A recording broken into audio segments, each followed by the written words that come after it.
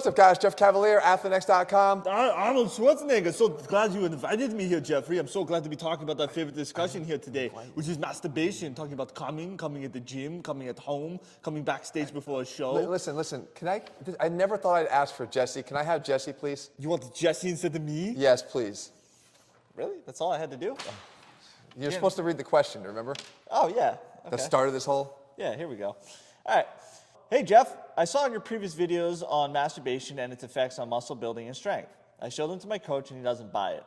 Can you help me to convince him that masturbation won't have any negative effects on my efforts in the gym or even my performance on game day, and that it might actually be beneficial? Begging that you'll side with me here. You wrote this. I wrote this. I'm not going to talk to you about masturbation habits. All right, so now let's dial it back a little bit. So there was a long-standing belief that partaking in masturbation prior to competition would leave you weak in the legs. Weak in the knees. Weak in the knees, right? And it would kill your aggression. A lot of it started with boxers, and they thought that they shouldn't do this before a fight. Right. All right, because it became too calm or too satisfied, let's put it that way. Did Mickey say something about that in Rocky? I think so. But that actually was replaced with more recent fears or concerns around its effect on testosterone, because studies were done that showed that testosterone, both total and free, would drop after climax through masturbation. Now, the difference of that was that two things. Number one, it was a transient drop. So like a few minutes to a few hours? Yes, like it was very short-lived. Unless you're doing this chronically multiple times a day, am I talking to you? Why are you nodding? What is this going on? To maintain a low level of testosterone, it really wouldn't have any effect. Okay. But what's also interesting is, because I love the science of this, I always love the science of endocrinology, there's a series of checks and balances in the body. What they didn't say there was that there also was an increased androgen receptor sensitivity to testosterone. So if the testosterone levels dropped, but the androgen receptor sensitivity went up, then maybe we even net out to no effect at all. So it basically offsets itself. Yeah. So now what was actually one of the conclusions of one of our earlier videos was that perhaps instead of looking for the negatives of masturbation, there actually existed some more positives that would come from this activity. But it would have to do with the timing of it. For instance, if you were to use this as, let's say, your favorite pre-workout. Ah, this might be my new favorite pre-workout. Then you could potentially have an impact on the training you're about to do, because we know that there's an increase of an endocannabinoid that's released that binds to something called the CB2 receptor that actually has an ability to almost blunt discomfort. Really? Yeah. Now, what that would mean is if you were training, let's say, not for strength, but if you were training for hypertrophy or even like a metabolic hypertrophy, if you could blunt the sensation of that burn and discomfort, perhaps you could actually, I'm going to say it, but like last longer, right, in those sets. However, as I always talked about before, because of those checks and balances, the interesting thing about that is it also, we know, has the ability to relax you and kind of make you feel calm. And chill.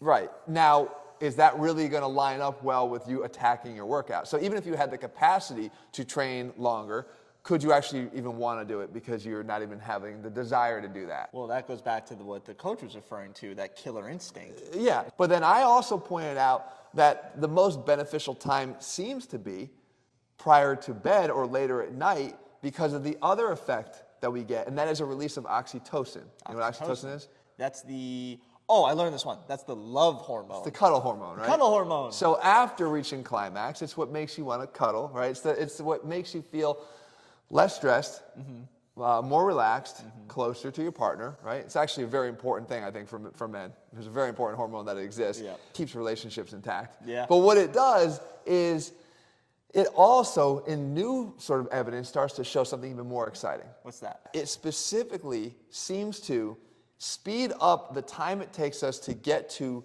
phase 3 sleep, or slow wave sleep. I only know REM sleep. Okay, so it's this phase right before REM. Okay. And in this slow wave sleep, when we're talking about wanting to build muscle, this is the most important wave of sleep that we have. Really? Because it promotes muscle protein synthesis. Okay. Right? It helps to restore glycogen into the muscles that we trained. It actually is the part where we get tissue remodeling and repair. It's the place in our sleep where we get growth hormone release. Okay. And it's basically where we actually kind of boost overall immunity. So it's very, very important. Sounds like all the good stuff happens there. It does. So not only are we going to speed up the pathway to get there, but we also can stay in that phase longer due to the surge in oxytocin. Okay. And we know that masturbation can create a surge in this oxytocin that's pretty significant. So the timing then becomes a big question. So if someone were to partake in this activity, such as myself, when is the best time to do it? So it's based upon the evidence we have about the release of this oxytocin. So again, just like the testosterone decrease, this is a transient increase. So it's not going to be forever.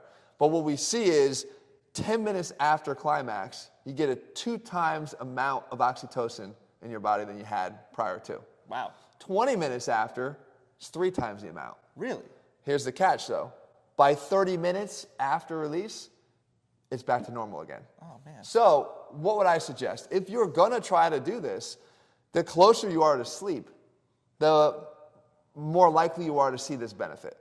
Okay. However, what's not clear is we do know that the oxytocin released during climax actually allows for that prolonged phase 3 sleep, and that phase 3 doesn't really get to you within 30 minutes. So it is possible that just the surge itself is what's responsible for setting the stage to have this happen. But again, timing it up so you can benefit from that faster entry or approach to phase 3 would actually be pretty useful. So honestly, I mean, I'd say here that more research is needed, right? So if how does one go about getting involved in this research? Do we get paid for our efforts? That's what I want to know. Are you interested? Are you asking for a friend or for potentially for yourself? Research purposes. So all I would say is this: anybody who's concerned about improving performance or they are a natural lifter, the number one thing you can do as a natural lifter is promote recovery, right? The number one benefit from anabolic steroids is faster recovery. They pretty much make recovery a non-issue. If you can find methods and mechanisms to try to speed up muscle recovery, I would say you're on the road to actually something that could be pretty beneficial. Now, again, it's going to have to be consistent. It's going to have to be something, again, that's timed properly. And maybe there are going to be some new studies coming down the pipe here that could actually, Coming down the pipe. I literally didn't mean to do that. I did not mean to do that.